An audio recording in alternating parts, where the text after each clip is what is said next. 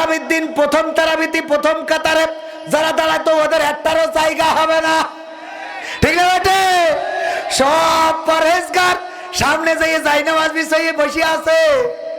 যারা এতদিন 5 ওয়াক্ত নামাজ পড়েছে একটারও সামনে জায়গা নাই, সামনের কাতার আল্লাহওয়ালাদের দখলে। পীর সাহেবরা এইবার বলে, এই হুজুরির বেতন কিন্তু কম দিলি হবে না। ও বাবা, 11 মাস হুজুর খাতি পারলো না, ওর বউ শুকাই গেছে, বাচ্চা দুধ পায় না, ও খোঁজ নিয়ে রোজার মাসে যে কয় হুজুরির বেতন কম দিলে হবে না। কত বড় পরেজগার আছে না নাই? তাদের জন্য শুধু এতটুকু বলবো, ভাইয়েরা আমার, বুঝার বিষয়।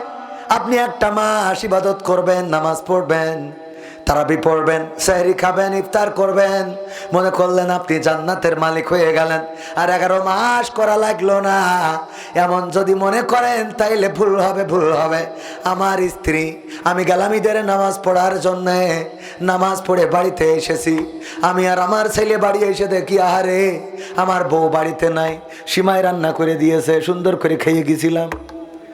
আমার ছেলে বলছে, আব্বা মা কই? আমি বললাম, তোর মা কই? তোর থেকে তো দরকার আমার বেশি, ঠিক না? তোর থেকে তো আমার লাগবে বেশি। আমি তো সারা শীতকাল ওয়াজ করি বেড়ালাম, আর রোজার মাসে তো এখন ঈদ পার হইলো আর তোর মার খুঁজে পাচ্ছি নে। বলতেছে, আব্বা আমি কি পূব পাড়ায় দেখে আসবো? বললাম, যা দেখে আয়। আমি গেলাম পশ্চিম পাড়ায়, খুঁজে পেলাম না। তারপরে উত্তর পাড়া, দক্ষিণ পাড়া সব খোঁজা হয়ে গেল, পালাম না। সন্তান বলছে, আব্বা মা কনে গেল গো রে, মা কনে রে। আমি বললাম, বাবা টেনশন করো না, তোমার মা নাই তাই কি? আমি তো ওয়াজ করি করি কত টাকা ইনকাম করেছি। ওই যে গ্যাস চুলা কিনেছি, ঠাস করি বাড়ি মারলি আগুন ধরে। আর রাইস কুকার কিনেছি, ওর মধ্যে কোনো রকম পানি দিয়ে চাইলে তুলি ভাত হয়ে যায়। সুতরাং টেনশন করতে হবে না, আমি তোমার রান্না বান্না করে কষ্ট করে খাওয়াবো।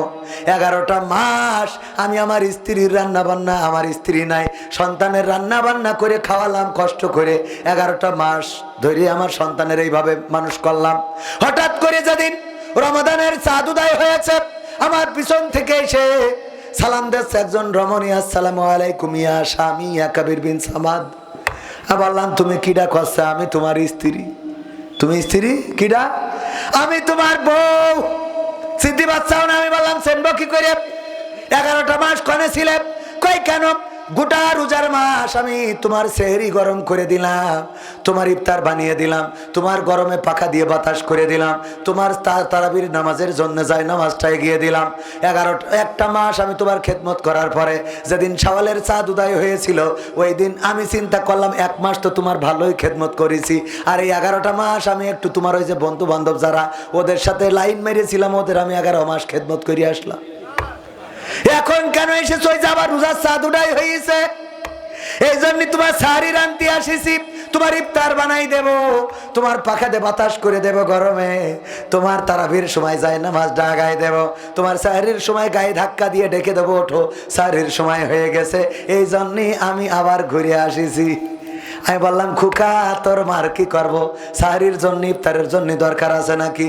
বলছে, আব্বা ওই দিন বলিলে তোমার বেশি দরকার, আর আমি আজকে বলছি তোমার যতই দরকার হোক, তুমি যদি নিতে চাও তাও আমি ছেলে এই মার অন্তত বাড়ি ঢুকতে দেবো না, ঠিক না বেঠে?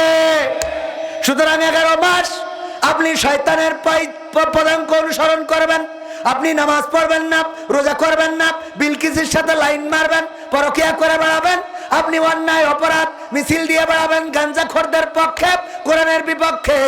আর যেদিন রমাদানের চাঁদ উদয় হবে, ওই দিন আল্লাহর ঘরে এসে বলবেন, আল্লাহ সেহরি রান্তি আসলাম, ইফতার করতে আসলাম, রোজার মাসে তো গুনাহ মাফ করে দাও, ঢুকেছি তোমার ঘরে। আমার আল্লাহ ফেরেশতাদের বলে, কি করবো ওদের? ওরা তো 11 মাস উল্টো পাল্টা করে বেড়ায়, আর এই রোজার মাসে ঢোকে, আবার ঈদের চাঁদ উদয় হলে আবার বেরোয় যায়, আবার ঢোকে, আবার বেরোয়, আবার ঢোকে। আল্লাহর ফেরেশতারা বলে, আল্লাহ 1 বার 2 বার 3 বার ক্ষমা করা যায়, আর ওর মসজিদেও যতই ঢুকুক কপালে কালো দাগ ফেললু, ওর আর এই রোজা নামাজ কবুল করার দরকার নেই। কথা কি বোঝা গেছে?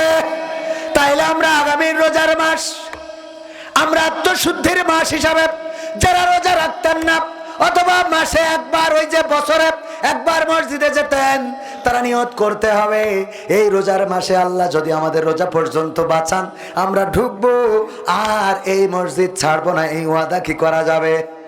কারা কারা রাজি দেখতে চাই?